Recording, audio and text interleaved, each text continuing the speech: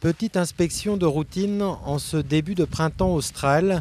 Ribeiro Manaché est le responsable des plantations chez San Biofuels, une jeune entreprise britannique qui vient de se lancer dans la culture du jatropha au Mozambique, un pays dont le climat réussit tout particulièrement à ce type de moisson. Vous voyez cette graine? Eh bien, selon les cas, elle peut contenir entre 35 et 40% d'huile.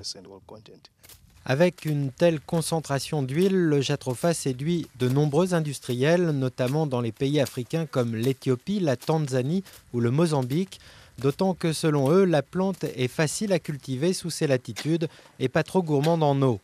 San Biofuels en a déjà planté 1000 hectares dans la province de Manica et si tout marche bien, il prévoit d'aller jusqu'à 20 000 hectares. La destination finale de cette huile, c'est d'abord la production d'électricité, que ce soit directement ou par l'intermédiaire de groupes électrogènes. Et puis, plus tard, si l'on devait construire une raffinerie, on pourrait combiner l'huile avec de l'éthanol pour en faire du biocarburant, mélangeable avec du carburant ordinaire. Selon ces fabricants, le biodiesel issu du jatropha produirait 70% d'émissions de carbone en moins que du diesel ordinaire. À l'ère du réchauffement climatique, la petite noix ferait donc figure de produit miracle. Seulement voilà, contrairement à d'autres plantes oléagineuses, le jatropha n'est pas comestible.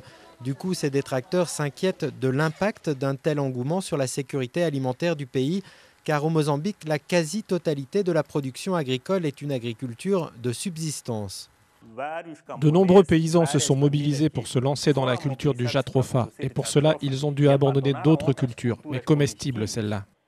Des accusations sans fondement selon les exploitants de jatropha qui se targuent d'ailleurs du soutien du gouvernement mozambicain.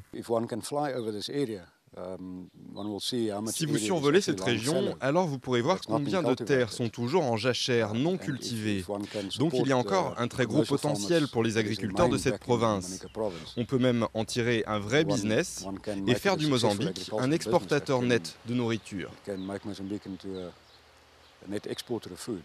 Alors, est-ce parce qu'il veut montrer l'exemple ou se dédouaner par avance d'une mauvaise image ? Une chose est sûre, San Biofuels a décidé de consacrer 10% de la surface de son exploitation de jatropha à la culture du maïs et du tournesol.